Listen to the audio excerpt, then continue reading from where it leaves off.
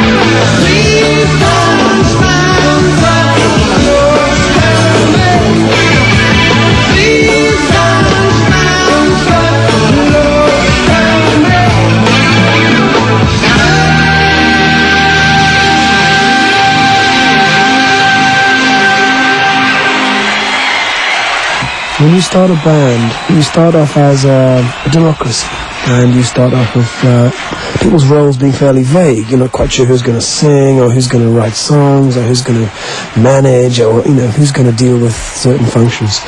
The Police had so far 8 years of sort of diplomacy and warfare, which was very stimulating, and I think we were one of the greatest bands in the world because of that.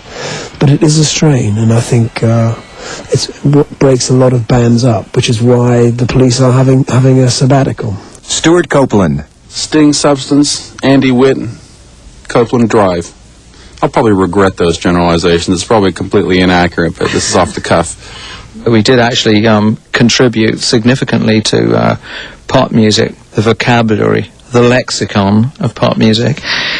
I think essentially what we did, we found a way of approaching the trio format in a different way. I think previously to the Police, the general sort of guitar, bass and drums thing had been much heavier and had been influenced by the Cream and Hendrix and so on and so forth, the kind of wall of sound, the sort of heavy Ginger Baker type drumming and endless guitar solos and so forth, power chords. Well, we played for about 5 times in a row. It started out as another slow reggae song, and eventually we gave up on that and made it into a big loud rock and roller. It's a great one. For me, it's my favourite Police track ever. Everything's right on it. The lyrics, the guitar line is great. It's a great drum track. The whole thing just really moves. I think it's a great track, yeah.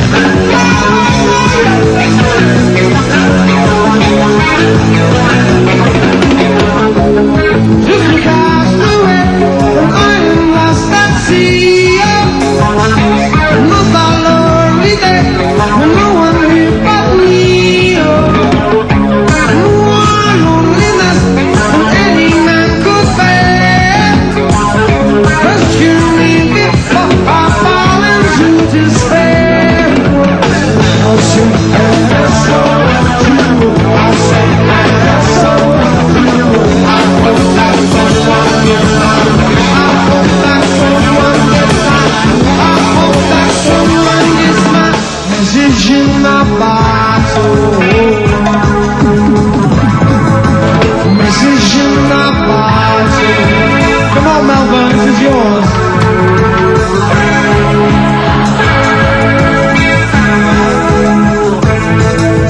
Message in my bottle. A year has passed since I wrote my note. I should have known this right from the start. Only hope can keep me together. Love can mend your life, but love can break your heart.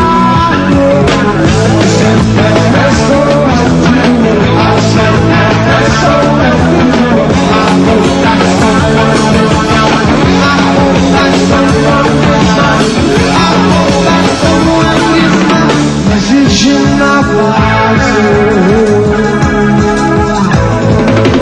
Message in my bottle. Come on, now you.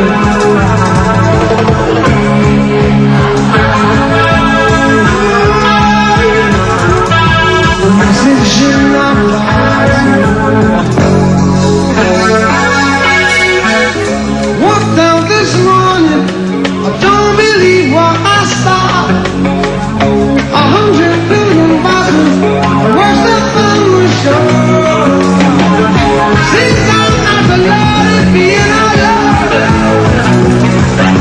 100 billion passed away, looking for a home. I said, that's so you. I said, that's so you. I hope that someone is mine. I hope that someone is mine. I hope that someone is mine. Message in my bottle. Message in my bottle. Now let's shout, come on!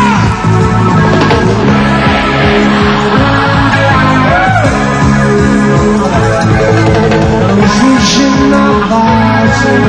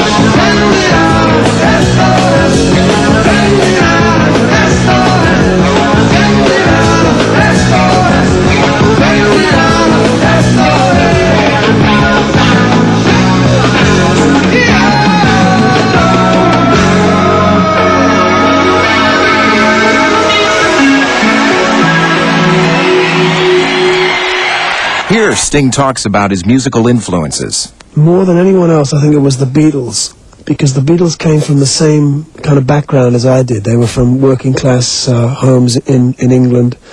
They wrote their own songs and they conquered the world, and that was a great kind of blueprint for me, because I was looking for ways to escape out of my environment, and I figured this was the way to do it, seeing as I wasn't very good at football, which was the other route out. So I would say Lennon and McCartney were probably the most influential people in that regard. Stewart Copeland, for many years I didn't really develop my own songwriting abilities because there was this incredibly rich source of material, which in one sense was inspiring, but in the other sense, I mean, it was kind of pointless. You know, I'd always show up, and Andy would as well. We'd show up with a bunch of songs, but really all three of us knew that the best ones would be the one that Sting wrote, because he wrote such great songs. Just off the Finchley Road in a hairdresser's basement, which was mouldy and mildewed, and we were sitting around wondering what we could do, and Sting got that one out, Roxanne, and we started sort of messing around with it, and Stewart came up with a good idea for the rhythm, doing this sort of reggae thing and putting the bass in a different place, and that was really where it was born. Roxanne was recorded in 1978 at Surrey Sound Studios on 16-track recorder. None of us could count it, so we had to have the engineer stand in the middle and conduct us through it. And to this day, playing it live, we still can't count it. You know, the bit where the band stops. You don't have to put out the red light. 2, 3, 4, 1, 2, 3. Roxanne. That count right there. We, all three members of the group, have a different concept of how that should be counted. And so on stage, after 8 years, I think the first time we ever got it right was at the Amnesty show. Roxanne, you don't have to put on the red light. When things are over, you don't have to sell your body to the night. Roxanne, you don't have to wear that dress tonight. When the streets run midnight, you don't care if it's right or if it's right. Roxanne, you don't have to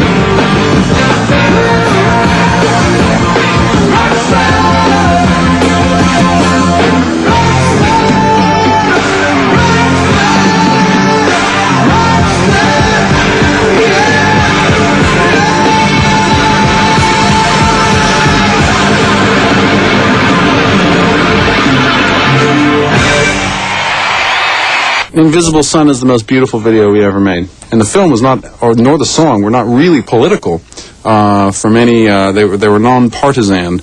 It was just about the fact that in terrible conditions, people can still live their life, and there must be an invisible sun that sustains life under these awful conditions in Beirut or in Northern Ireland.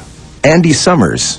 This caused a certain amount of controversy when it came out in England because of the video, you know, because it showed Northern Ireland and guns and British soldiers and stuff, and the BBC tried to ban it, or they wouldn't play it on top of the pops, which was absolutely ridiculous, you know, in fact just brought more attention to it. I think it's a really good song. It's quite haunting in a way. In this business really is to confuse people's preconceptions or prejudices about you, because as soon as you're labelled, or as soon as you're stuck in a box, that's it, that's what you are, you can't get out of that. And so I try and appear as complex as I actually am. I'm not a simple human being. I don't think any of us are. But I think the media tries to create this kind of very simple image of you. Either, you know, I'm a sex symbol or whatever, or a very sort of heavy intellectual. None of those things are true, you know. I'm my own person, and I have the right to change my mind a lot, and I do. I can be very serious, perhaps a little too serious, but I'm fun sometimes.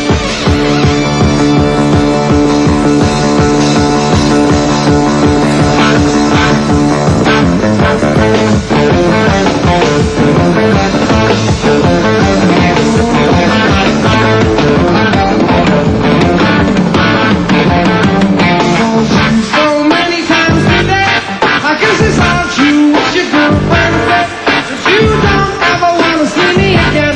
When your brother's gonna kill me and he's 6 feet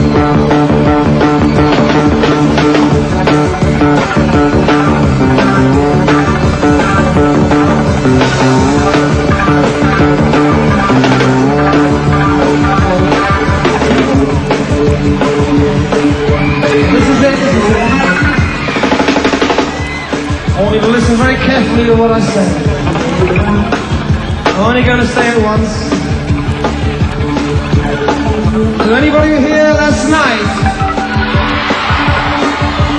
Okay, you can vouch for the truth of this next statement. When I asked him to sing this next part, the roof almost lifted. Just a crack, it just went flat out.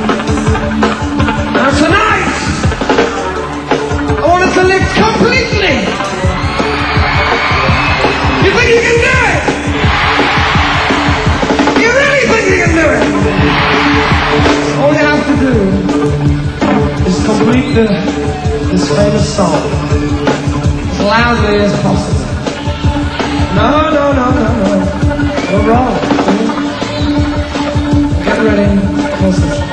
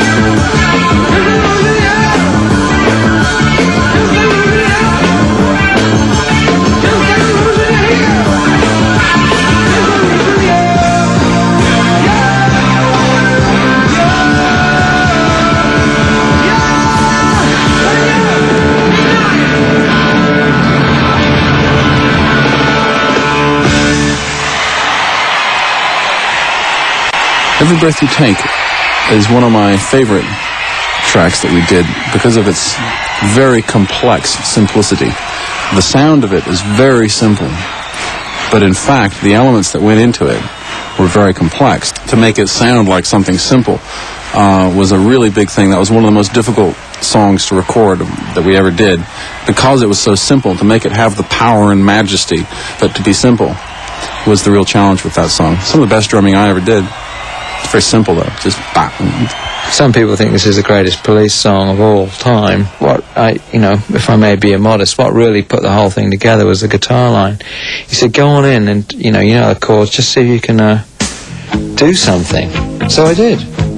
I had this riff, sort of under my fingers that I'd been sort of playing around with, and I made it fit the chords, and it just suddenly put the stamp on the song like that, and it all came together after that. That was it. More of the... Here's Stewart. Da-do-do-do, da-da-da-da.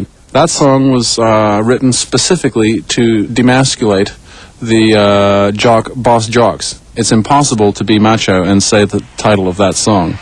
Andy. This is a song that I've always thought was really misunderstood and got slagged off a lot because of the lyrics. They thought, people just listened to the chorus, da-do-do-do, da-da-da-da, and thought it was stupid, but I thought the chorus is actually a direct answer to what the verses are about, and I thought it was a really good lyric. And I loved playing this one on stage. It's always been a great one to play on stage.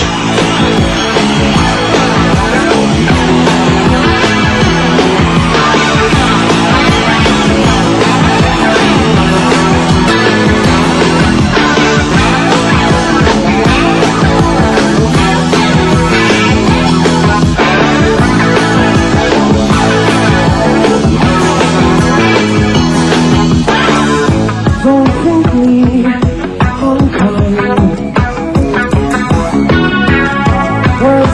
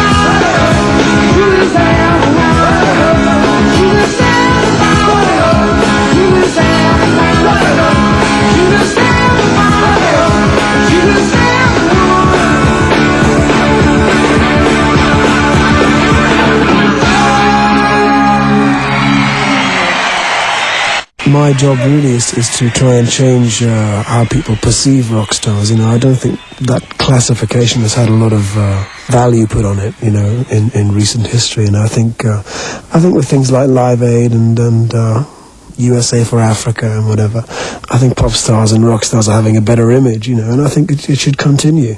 There's no reason why we should be derelict by the age of 30, you know. It's untrue, you know, it's the old cliche of live fast, die young, and have a beautiful corpse, you know. It doesn't make sense anymore. King of Pain, another of my favorite tracks. I quite enjoyed that one. Another Montserrat recording, but then we wanted to do something different in the middle.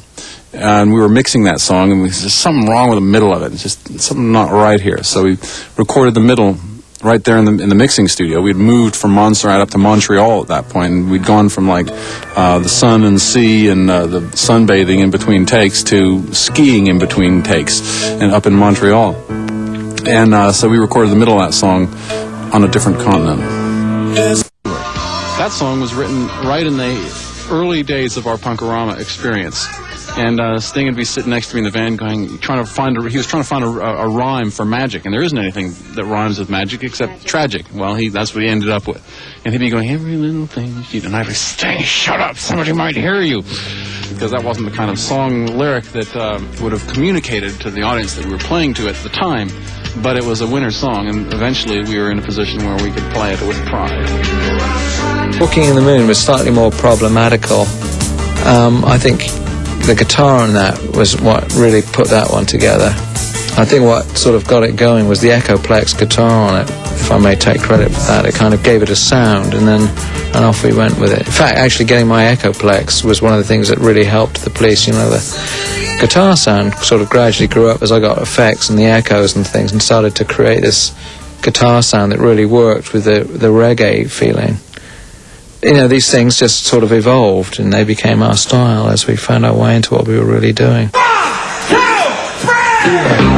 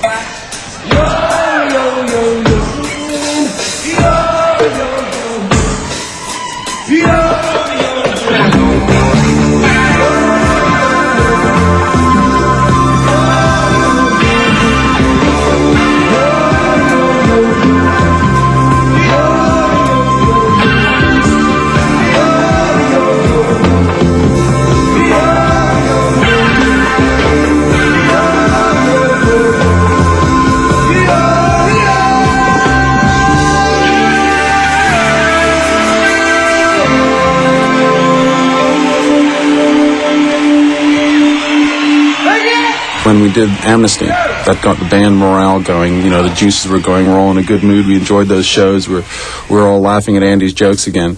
And so we thought, well, instead of just doing greatest hits, why don't we go back and see if we can tart up the original recordings, you know, using modern techniques, clean up the sounds and everything. And we were sort of getting into the mood of it. Well, maybe we could even do some backing tracks, and if Sting had the occasional bit of dog roll, we might even, you know, you never know. Let's go see what happens. 3 days before we went into the studio, my horse did a somersault, and I hit the ground with a bump and broke my shoulder, which slowed us down. At that point, we were just, you know, the first song on our list was Don't Stand So Close to Me. Young teacher.